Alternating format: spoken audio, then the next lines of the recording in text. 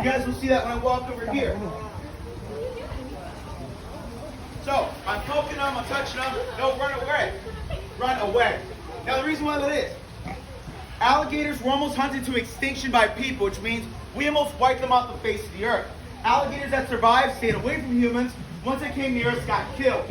That's why they had that fear. So what I'm going to try to do is try to catch one. Now, I did chase them all into the water. So catch one from the water.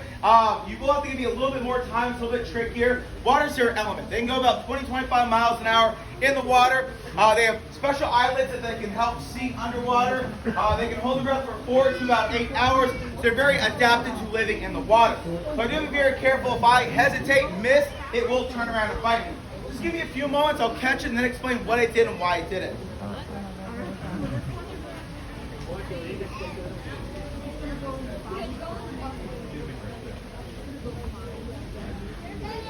Alright, so for the most part, there's no gators really around this area. So what I'm going to do is I'm going to stop. Gators have ISOs, or sensory receptors. They are exposed nerve endings to detect vibration in the water. Come up here, stomping around. They're going to feel that vibration and start moving away. In the wild, they use that vibration to kind of go towards their prey.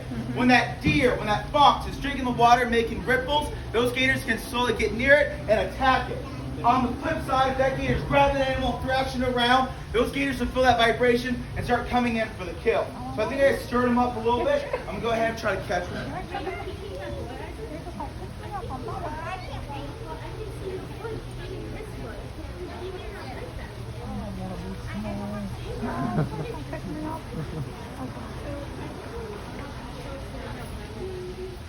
Alright, so I do have a small one over here, but I need a bigger one to actually make sure you guys can see what I'm doing. So give me a few extra moments. I might have to grab that hook over there and pull one closer towards me.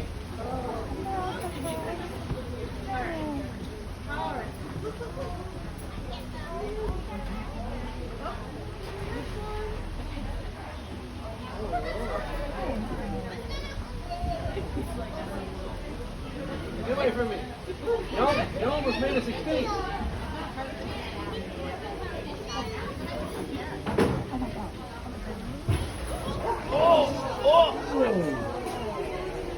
Close.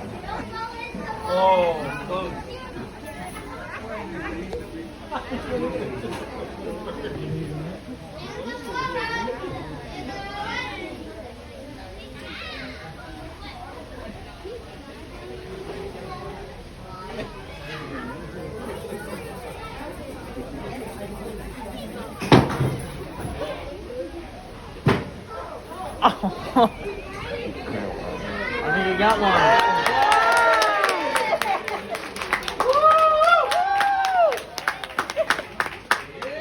And you hear it hissing? I don't want to go. I don't want to go.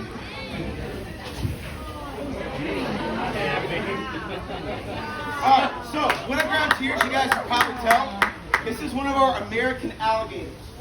Now, as you guys probably saw, or maybe even didn't see, how I caught him was a little bit more difficult. Now, when I tried to lunge over here, I grabbed its back. Very wide back. I wasn't able to wrap my hand around it and safely bring him up. So he got away, he was able to come over here, I was able to grab his neck.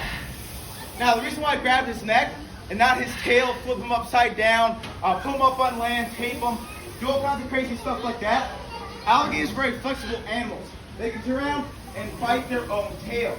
So I didn't do anything crazy because these guys can easily take off a big layer of my skin and I go to the hospital. So what I have in my hands, this is called a North American alligator.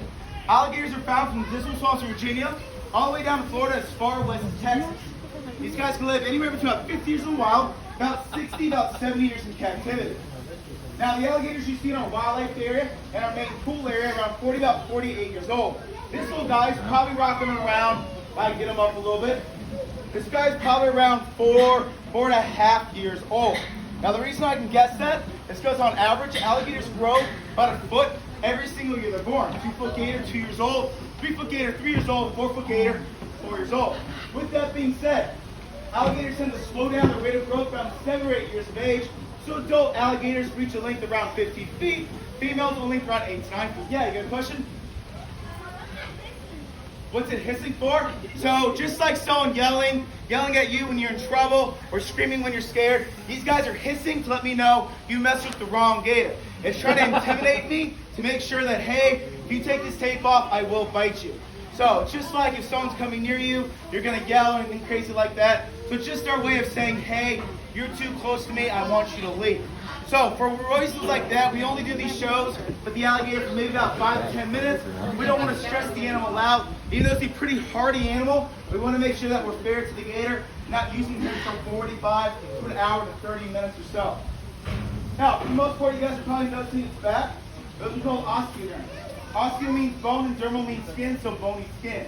These are in fact scales. They do not shed like other reptiles, but grow with it over time.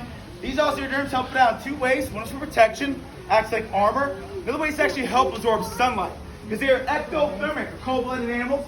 Their body temperature is regulated by their environment. Very hot outside, temperature goes up. Cold outside, body temperature goes down. So you might notice that a lot of gators and crocodiles are coming up on land. It's very sunny. They're going to warm up that body. When it's very cold, like 36, 40 degrees, they'll be in the water. The water stays around 72, about 78 degrees, depending on where you're going. So Croc Cove is filtered by our well water. So that stays around 78 degrees constantly. Whereas the main pool and wildlife, they have river water, which is a Wakamo water, I believe, coming through. And that stays anywhere between about 72, about 68 degrees. Now, for the most part, you guys probably need to notice its legs. It has 2 legs in the front, 2 legs in the back. It has 5 fingers in the front, 4 fingers in the back, and 3 nails on each hand. And nails are not sharp, they're not designed to rip or tear, or anything crazy like that. They're only designed to dig and to grip onto the ground, so they have no real reason to be sharp. Now, another cool thing is its belly. Its belly is actually very, very smooth compared to its back. Now, the reason why that is, alligators will sometimes slide through the mud and muck on its tummy. So it helps that very smooth surface to slide across. It causes less friction, which allows them to spend less energy while moving around. These guys can get well into the 1,200 pounds, so pushing up on their tiny little legs isn't significant or isn't sufficient for these guys. Most likely just slide. Yes, ma'am.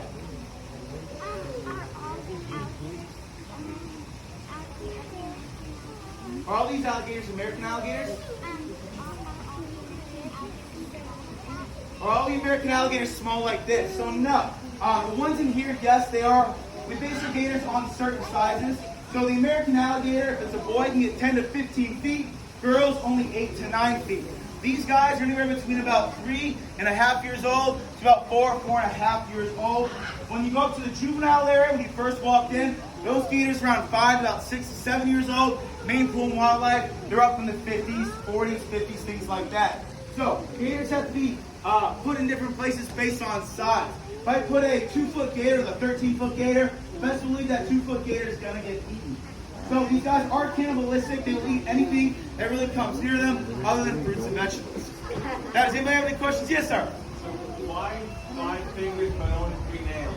So they have no reason to have nails on all their fingers and toes because they don't use them. So over time, so these guys will mostly, no, so for the most part, these guys really don't really use their hands or claws or anything crazy like that. They'll use them slightly to dig or to grip and to pull, but they can't really, they can climb fences, but they can't actually grip like a primate can or anything crazy like that.